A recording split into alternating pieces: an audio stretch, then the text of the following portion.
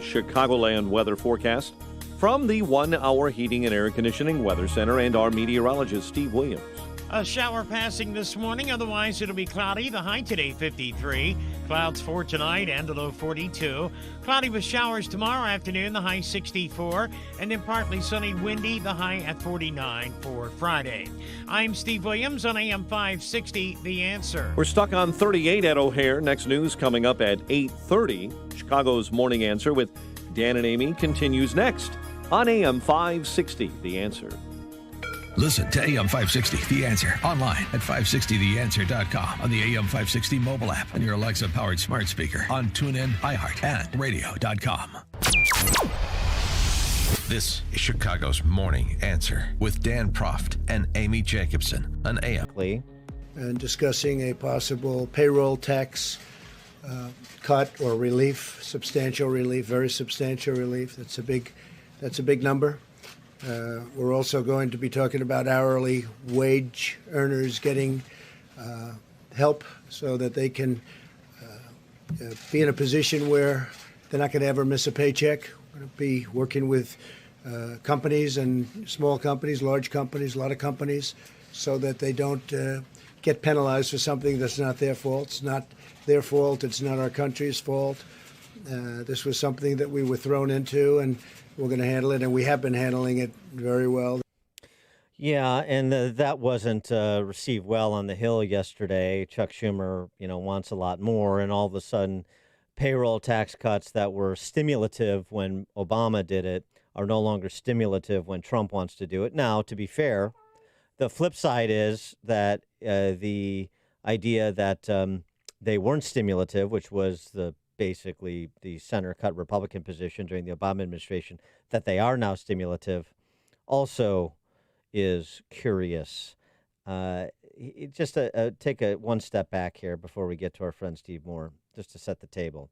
Payroll tax is 15.3%, 12.4% for Social Security, 2.9% for Medicare. Social Security portion of the tax is imposed on earnings up to an annual max of $132,900.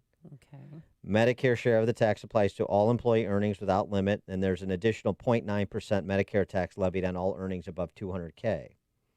So the payroll tax is a tax on income, and with the income tax, it amounts to double tax. So you say, well, a tax on income, so you reduce it, and that's stimulative. You're reducing a tax on work, so you get more of it. Problem is you're doing it temporarily, and you're signaling that it's temporary, so people don't factor that into their long-term decision-making. The other problem is, as was mentioned in our discussion last hour with one of the candidates in the 14th Congressional District, you have a Social Security system that it is funded by that portion of that tax, and it's obviously functionally insolvent. It's a joke. It's a Ponzi scheme, pyramid scheme at minimum. And there's not any suggestion that there'll be any Social Security or Medicare spending cuts associated with the temporary reduction in the payroll tax. It's sort of cheap Keynesian economics through the back door, what you don't want to do through the front door. And this, just as we were getting good news yesterday, the good news was that Paul Krugman predicted that we were going to enter a period of permanent recession.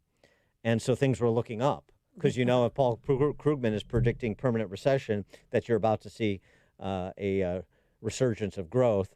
For more on this topic, we're pleased to be joined by the aforesaid Steve Moore, economist, Wall Street Journal columnist, author of the book Trumponomics. Steve, thanks for joining us. Appreciate it. Hi. Good morning, guys. Is anything I said offend you? Well, look, I last week I think I was on your show and I said that I was opposed to a payroll tax cut or any of these kind of so-called stimulus measures. And by the way, let me start with it. Government spending does not stimulate the economy. Okay, let me say that again. Government spending never, ever, ever, ever has stimulated the economy. So that's a stupid thing to do. And Obama tried it with $830 billion. And of course, that didn't work. And Bush tried it in 2008. That didn't work. So, but look, I think maybe I'm more concerned about the state of the economy than you are in light of this coronavirus. And it's not the coronavirus, by the way, it's the reaction of the American people and people around the world to coronavirus, which is, in my opinion, like 5 times as great as the the number of people actually going to be affected by the coronavirus. But nonetheless, I am worried about this. I think, look, we're not going to have a permanent recession. Obviously, that's a stupid thing for Krugman to say, but we could have a recession. I mean, the economic activity is coming to a standstill in a lot of areas. Look at Italy. Italy's basically shut down. Their economy is basically comatose. I think Trump needs to go big here, really big. I think he's got to get out in front of this to protect against the worst case scenario, which would be just a gridlocked economy. So I've come around. I favor a complete suspension of the payroll tax until the coronavirus is contained. And I do that. By the way, it is not just a demand side Keynesian. It does put more money in people's pockets, but it also gives you an incentive to work more, because now you get to keep, instead of keeping, let's say 80 cents on the dollar, you get to keep 86 cents on the dollar. So that gives people an incentive to work. Yeah, but I am concerned. Yeah, but just hold on there. They don't have an incentive to work if they're gripped in panic. I mean, they're not going to go out if they think they're going to go to their death by watching the news shows. For 6 cents more an hour. They're not going to work at all. And particularly when on the backside, Trump is talking about making sure nobody misses a paycheck and insinuating he's going to bail out particular industries that are hardest hit and so forth. Yeah, well, look, I first of all, I'm very wary of this idea of giving people paid leave, because that actually will encourage people not to work. So you're right about that. Now look, there are some legitimate. I mean, if you get the coronavirus or you've been in contact with it, then we don't want those people to go to work. But I agree with you on that point. But I'm just saying that I think this is a potential economic calamity. I hope I'm wrong, and I think the risk of that is maybe, let's say, 1 in 4. But we need to protect against that risk. And I think for political reasons and policy reasons, Trump has to get way out in front of this. He has to be the commander in chief here. He has to take really big and bold measures. And of all the things, I would sort of throw this back at you, Dan, and say, if not a payroll tax cut, then what? Because all of the other ideas that I've heard are much worse than this. Well, can't we just write it out without anything? I don't know. I mean, I don't know. I think. But bailing out the airlines and the cruise ship industry, I lost tens of thousands of dollars, as many Americans did, because somebody decided to have bat soup in Wuhan, China. One theory. I'd like to be bailed out too. I mean, the airlines industry, they'll bounce back. You know that they will. Cruise ship industry, I don't know about that. I wouldn't go on a cruise right now. I'm with you on that. I'm very much opposed to starting to give bailouts to certain industries versus the airline industry. Then it's the cruise ship industry. Then it's the hospitality industry. Right. Then it's the oil and gas industry. And that I'm totally with you guys. I'm not for selected bailouts of industries that are affected by this. And you're exactly right that the airline industry is the classic, just as the oil and gas industry is a classic boom and bust cycle. They go through great times when every single seat on an airplane, they were making gobs of money. Same thing when the oil price was $70 a barrel, they're making gobs of money, but it ebbs and flows, and you don't want to bail them out every time things go wrong with them. What I'm saying is I think Trump needs to take a big, decisive action here. And I think that the payroll tax suspension would be a big statement by Trump that he's taking this seriously. We're going to do everything necessary to keep our economy functioning. And again, my question to you guys would be, if not this, what? Because we all agree bailouts is a bad idea. I think we all agree that, government spending programs are a bad idea. So I think this is the only kind of plausible thing that could help at the margin in terms of the economic damage that's being done. Well, here's what I would say, that I wish there was a little bit more alacrity from the administration in terms of getting a handle on the potential scope here, rather than a lot of projections into the darkness. And by this, I mean, as of yesterday, there was a report there have been 7,000 Americans tested so far. And part of this, and Scott Gottlieb, Trump's former FDA director, was making this point weeks ago, is regulatory bottlenecks at FDA and CDC. And that's something on the regulatory side the administration should be more focused on, so that you get more of those test kits out, so you animate local health providers to do their own testing with lab-developed tests, so you really get a handle on the scope, and you can also perhaps figure out where the hotspots are to do mitigation more quickly to the hotspots. And that hasn't been done. And to me, that's a better play than, quantitative easing and a cheap-ass payroll tax cut for some undetermined period of time and another rate cut and all this hocus pocus with central planning, central bankers. Yeah. Okay. So Dan, I kind of divide this into two steps of action.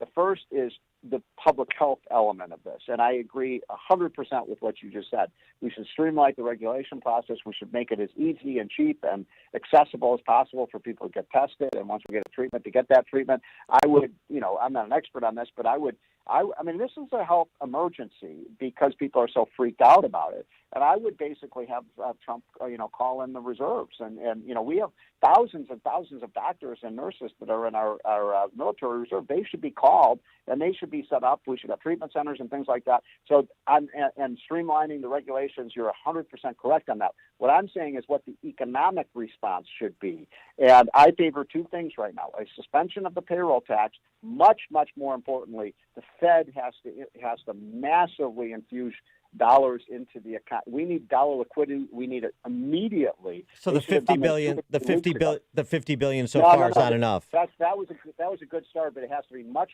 Look at what's happening. Prices are crashing right now. We are in a classic deflation. And how do you fight a deflation? You get more dollar liquidity in the economy. There's a massive rush on dollars all over the world because whenever you get an event like this, everybody buys dollars.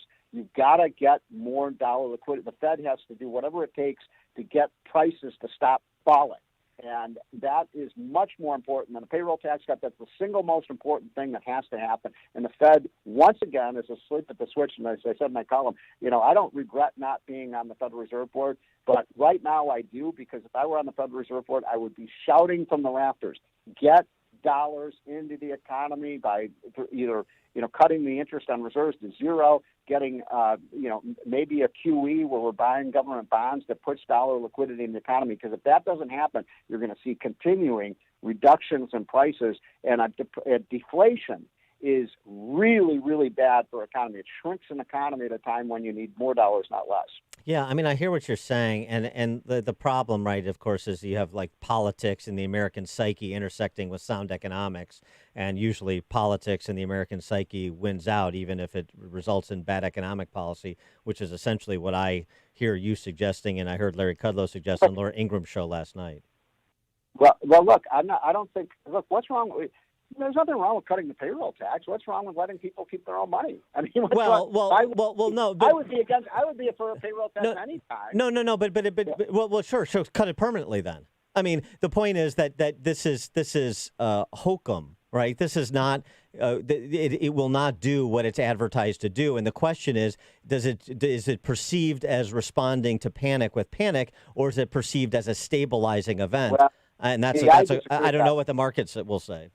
I think both from a political and policy point of view, you want to go big. You want to economically, you want to overreact to this now, not underreact to it, because the downside risks of a complete economic crash, and that might be 1 in 5, 1 in 10, 1 in 20, but you don't want to take that risk. You want to get out and politically, my advice to Trump is take every possible step necessary. So. And by the way, I would, if I were Trump, I would have a speech tonight, nationally televised speech in prime time. I would call for the payroll tax cut. I would call for the Fed to take action. And what I would do is I'd look right in that camera and say, Nancy Pelosi, I want a suspension of the payroll tax until the coronavirus is over. And I want you to get me a bill on my desk in 48 hours. No politics, no partisanship. Get me the bill. We can get this extra money into people's paychecks starting next week. I think that would be a very positive step. I think this is a bit of a confidence game too. I think that would restore no question it is. No question, it's a confidence game. That's what it largely is, actually. But I mean, exactly. But wouldn't you say that despite the hemorrhaging on Monday and the clawback yesterday, that the markets are working effectively? This doesn't look like 2008. Well, look, I mean, I haven't checked in the last half hour, but the futures were down 800 points this morning. I mean, look, I'm worried about the psychology of just sell, sell, sell. By the way, the one piece of advice I give investors, you're crazy to sell your stocks right now. And I'm not saying we haven't hit bottom. As I said, the futures are down 800 points right now. But I am saying, 3, 5. I mean, Paul Krugman's completely wrong. As soon as the virus is contained, whether that's in 3 weeks or 3 months, then all of a sudden the economy is going to roar back to life. The stock market's going to come back to life. And these prices are pretty low right now, especially for the blue chips. So, my one advice, don't sell low, people. That's what people always make that mistake in a panic sell-off. At least hold on to your stocks, especially if it's a retirement fund or an education fund that you don't need the money for 3 or 5 or 10 years. All right. Steve Moore gets the last word. Economist, Wall Street Journal columnist, author of Trumponomics. Steve, thanks for joining us. Appreciate it. Hey, guys. Have a good week. Steve, I've got something for you. Treat your 401k like your face. Don't touch it. And he joined us on our Turnkey.pro answer line. This is the morning show more Chicago radio listeners are choosing. This is Chicago's Morning Answer on AM 560. The Answer. A business needs to be built on a great foundation, one with the framework of integrity and tradition. Chapel Design Build delivers just that, providing design build and general contracting services using Butler Steel Building Systems. Their projects dot the landscape from O'Hare to DeKalb. You see their work in office and warehouse additions, recreational facilities, large-scale distribution centers, and manufacturing plants all over northern Illinois. Partnering with Butler Steel Buildings, Chapel Design Build has developed an extensive subcontractor base and valuable market knowledge to get your quality-built project completed on time and on budget, ensuring your project is a success for your business and one that you will be proud of for years to come. The goal is to build lasting relationships with their clients using buildings that last from Butler. Get started on your next building project built with Butler Steel. Visit chapeldb.com. That's Chapel D as in design, B as in build.com. Hey, Network of the Future are finally here, and Turnkey IT is ready to set up your business. Serverless networks. Yes, I said it. Serverless networks help you save money, increase productivity,